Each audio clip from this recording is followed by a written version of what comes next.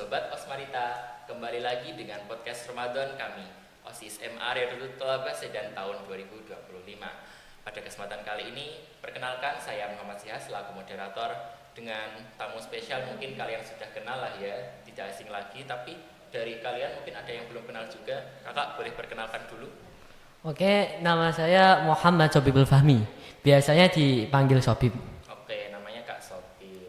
Nah, pada kesempatan kali ini podcast kita mengusung tema cara mengatasi godaan dan cobaan di bulan Ramadan. Nah, kita membicarakan cobaan dan godaan, kita sebagai manusia biasa pasti kita sering mengalami hal tersebut ya Kak ya. Nah, mungkin bagaimana sih cara Kakak untuk menghadapi godaan dan cobaan tersebut saat menjalankan ibadah puasa? Cara efektif untuk menghadapi godaan tersebut. Pertama kita ingat-ingat kalau puasa itu diwajibkan Allah Subhanahu wa taala. Dalam Al-Qur'an surah Al-Baqarah ayat 180-an, 183 mungkin. Itu bunyinya ya ayyuhalladzina amanu kutiba alaikumusiyam. Kutiba alaikumusiyam kama kutiba alal ladzina min qablikum la'allakum tattaqun. Jadi ketika suatu hal telah diwajibkan oleh Allah, tentu ketika kita meninggalkannya akan mendapatkan dosa. Ketika kita mendapatkan dosa, seakan-akan kita ini kayak menyiapkan diri untuk bersiap-siap, kayak siap mendapatkan siksaan Allah. Sedangkan kita tahu tidak ada siksaan yang lebih pedih dari siksaannya Allah. Jadi kita harus tahu ya bahwa kalau kita meninggalkan ibadah puasa akan mendapatkan dosa yang sangat besar. Nah, kemudian saat kita menjalankan puasa, pernah gak sih kakak kayak merasa lapar atau dahaga di tengah-tengah hari puasa? Tentunya pernah ya. Yang namanya lapar dan dahaga itu sifat manusiawi. Sangat manusiawi banget ya. Untuk mengatasi hal tersebut, kita itu dianjurkan oleh Rasulullah untuk bersahur. Jadi dalam suatu makalah, ini entah makalah atau hadis, bunyinya istainu bil saumi nahar bisahur wa bil qailulah qiyamul lail. Bantulah puasa di siang harimu dengan bersahur, dan juga bantulah untuk qiyamul lail dengan cara tidur qailulah. Juga dalam sahur tersebut terdapat suatu barokah, yang mana barokah tersebut bisa membantu kita untuk kuat beribadah di Ramadan, di siang hari Ramadan tersebut. Nah, berarti agar kita tidak gampang lapar, mungkin kita bisa diniatkan sahur terlebih dahulu ya Kak ya. Yeah. Nah, kemudian pernah nggak sih kayak kakak untuk merasa malas untuk sahur? Untuk malas sahur ya, tentu pernah sih.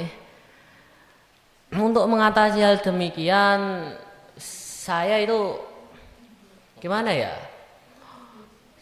Tips untuk para penonton. Mungkin sahur itu gak perlu makan nasi sih. Hanya mungkin bisa minum, bisa makan kurma aja. Jadi kalau kita lagi malas makan yang berat, mungkin kita bisa makan kurma atau minum aja. Kan sahur cuma kesunahan, kita nggak sahur juga nggak apa-apa kok. Kemudian mungkin kakak merasa lapar dan haus itu kita sering merasa kayak moodnya aku tidak beraturan, kayak kita sering marah-marah karena kapan sih azannya lama banget, kita udah kangen azan. Lalu mungkin kakak bisa bagi tips bagi penonton agar tidak gampang marah-marah mungkin karena lapar. Oh gitu ya. Jadi pertanyaannya itu bagaimana kita gak marah-marah ketika Ramadan. Nah, kita menjaga mood kita agar tetap stabil. Setahu saya ya, yang namanya Ramadan itu melemahkan nafsu. Jadi hakikatnya puasa itu seseorang itu gak banyak keinginan. Adanya marah itu sebab keinginan kita gak terpenuhi. Jadi kalau misalkan ada orang marah, itu berarti puasanya perlu diperbaiki lagi mungkin gitu. Dari hati ya Kak ya. Mungkin seseorang yang mengalami masalah demikian perlu belajar lebih dalam lagi ya. Mungkin apakah marah tersebut itu bisa membatalkan atau mengurangi pahala puasa? Kalau menurut hal-hal yang mengurangi puasa sih enggak sih kayaknya. Dan juga kalau dilihat dari perkara-perkara yang membatalkan puasa juga enggak. Mungkin bisa disebutkan apa saja hal-hal mungkin yang hal-hal kecil yang kadang para penonton lakukan tapi itu hal yang sangat sensitif bisa saja mengurangi pahala puasa. Jadi ada dua hal dalam puasa, yang satu membatalkan puasa, yang dua hanya mengurangi pahala puasa. Kalau dalam bait Zubat, kamu tahu Zubat gak? Belum tahu sih. Zubat itu kitab matan fikih nadzuman, jumlahnya 1050-an. Di dalamnya itu ada yang menerangkan hal-hal yang membatalkan puasa. Boleh tak bacakan enggak? Boleh. Sharing-sharing sama yang menonton. Wa binti fa'i muftirin siyami haidin nifasi riddatil islami jununi kula yamin lakin mayanam jami'an yaumihi fa sahihi siyam. Ini langsung tak terjemahin atau mungkin semuanya? Boleh diartikan intinya atau gimana? Wa binti fa'i muftirin siyami. Jadi untuk syarat kita berpuasa itu harus sepi atau enggak ada hal-hal yang membatalkan puasa. Pertama haid, nifas, riddatul Islam. Jadi kalau kita sedang puasa nih, tengah-tengah haid atau nifas atau murtad, batal puasanya. Nah. Terus bait kedua, jununun kulayamin lakin mayanam jami ayomi fasohi siyam. Jadi kalau seseorang sedang puasa lalu gila, itu dapat membatalkan puasa. Lakin mayanam, tapi kalau orang tersebut tidur jami ayomi fasohi siyam. Kalau orang tersebut tidur seharian, puasanya tetap sah, gitu. Tapi apakah mengurangi pahala puasa karena kebanyakan tidur? Belum, ini belum selesai saya. Wa iya fikbubna ali ba'da yaum walau luhaidatun fasihu minusahum. Kalau termasuk yang enggak membatalkan itu ya kayak mubna aleh. Kamu tahu mubna aleh? Belum tahu, Pak. Orang yang sakit ayan, kalau dalam bahasa Indonesianya apa ya? Enggak tahu, kayak tiba-tiba jatuh gitu langsung pokoknya sakit ayan gitulah. Jadi kalau orang sakit ayan tengah-tengah puasa langsung ayannya umat, itu enggak batal puasanya. Wa kula ainin wa sholat musamma jaufin biman fadin wadik sauma. Dan termasuk hal-hal yang membatalkan puasa apa? Ketika suatu hal masuk ke dalam sesuatu yang namanya jauf. Jauf itu dalam. Dengan disengaja.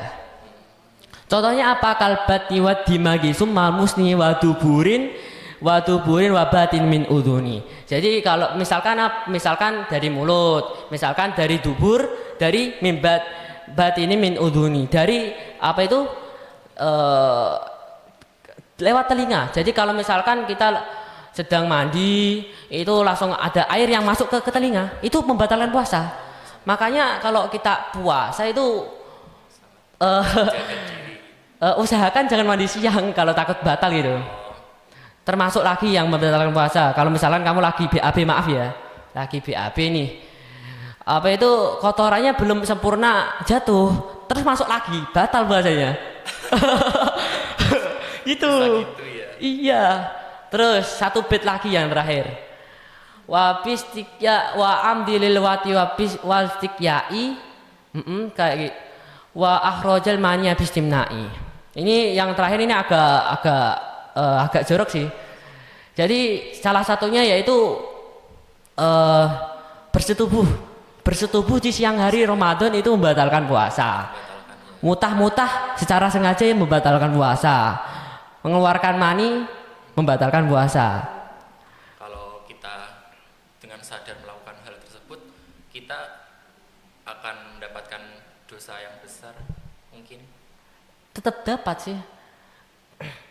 Soalnya kan hal tersebut dilarang kan ya. Belum selesai. Ada beberapa hal yang mengurangi pahala puasa. Dalam hadis itu khamsun yufatiru shaimah al-kadzibu wan namimatu wal ghibatu wal yaminul kadzibah wa yaminul kadzibah wa nadhuru bisyahwatin. Ada 5 hal yang membatalkan puasa. Maksudnya apa? Membatalkan pahala yang puasa. Pertama berbohong. Kedua ghibah, namimah, adu itu kayak mengadu domba gitu. Terus yang keempat sumpah bohong. Yang kelima melihat dengan syahwat. Jadi kalau puasa-puasa itu kita nggak boleh ngetem ya. Nanti pahala kita berkurang. Bayangin aja kalau kita seharian penuh menahan lapar dan dahaga, tiba-tiba pahala kita hilang gitu aja. Makanya apa itu kamin soimin, pokoknya yang artinya itu banyak orang yang berpuasa yang hanya mereka itu hanya mendapatkan dahaga dan lapar saja gitu. Tapi tidak mendapatkan pahala. Ya, rugi banget ya kan ya. Ya, sayang banget. Ya mungkin Kak Sophie bisa memberikan pesan untuk para penonton agar menjalankan ibadah puasa ini dengan sungguh-sungguh dalam hati. Jadi bagi kalian yang apa itu mungkin masih punya kendala lah dalam hati untuk beribadah sungguh-sungguh, lakuin aja dikit-dikit. Nggak usah terburu-buru. Kalau terburu-buru nanti takutnya nggak kelakon. Soalnya ada makalah dari ayahnya Mbah Maimun Zubair. Boleh tak bacakan? La tak jalanna falaisa nasu bil ajal, falaisa rizku bil ajal. Pokoknya artinya gini, kalau janganlah kamu terburu-buru karena rezeki itu tidak datang dengan terburu-buru. Tapi manusia itu diciptakan dengan tabiat yang kalau misalkan kalian sabar, tentu rezeki tersebut akan datang.